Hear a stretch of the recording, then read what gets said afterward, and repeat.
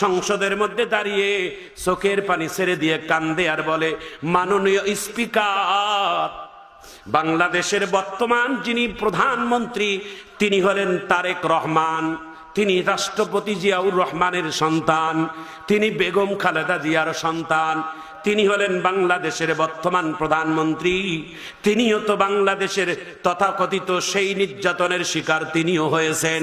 তাহলে জুলাইয়ের কেন এই স্বীকৃতি কেন তারা দেয় না? আজকে আমি আয়না ঘরের মধ্যে ছিলাম, প্রতিটি মুহূর্তে আমি প্রতিটি মুহূর্ত প্রতিটি সেকেন্ড আমি মৃত্যুর জন্য যন্ত্রণা ভুগছিলাম। কোনদিন যতদিন আয়না করেছিলাম একটা দিনের জন্য আমি আজান শুনতে পাই নাই। আমার কাছে যারা দায়িত্বশীল ছিল, নামাজের সময় জানতে চেয়েছিলাম, তারা নামাজের সময় বলে নাই। উজুর পানি চেয়েছিলাম, উজুর পানি দেয় নাই। কত কষ্টে অন্ধকার ঘরের মধ্যে যাপন করেছি, আর প্রতিটি মুহূর্তে আমরা মৃত্যুর জন্য স্মরণ করেছি। আর যতটুকু সময় পেয়েছি আল্লাহর কোরআনের তেলাওয়াত করেছি, জিকির আজগার করেছি। মৃত্যু তো একদিন হবে, মৃত্যুর জন্য সর্বক্ষণ আমি প্রস্তুত ছিলাম। কিন্তু আল্লাহ তাআলা রাখে, আল্লাহ মারে কে? আর মারে আল্লাহ, রাখে কে?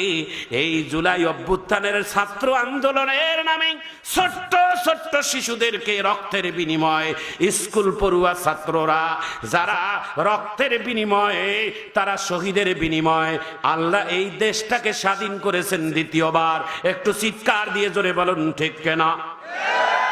এই ছোট্ট ছোট্ট বাচ্চাদের রক্তের বিনিময়ে আজকে যারা বাংলাদেশের প্রধানমন্ত্রী হয়েছেন, বাংলাদেশে যারা আজকে শাসনের ব্যবস্থা পেয়েছেন, তাদের সাথে বেঈমানি করা যাবে না। জোরে বলুন ঠিক কিনা? ব্যারিস্টার আরমান চোখের পানি ছেড়ে দিয়ে সংসদের মধ্যে কেঁদেছেন। তার কান্না দেখে সকল সংসদ সদস্যরা কেঁদেছেন, বিরোধী দলের সংসদেরাও কেঁদেছেন, সরকারি অনেক বিবেকমান যারা সংসদ সদস্য তারাও কেঁদেছেন। তিনি এই কথাও বলেছেন, যারা আজকে সংসদের সদস্য একজনও নাই যারা নির্যাতনের শিকার হয় না।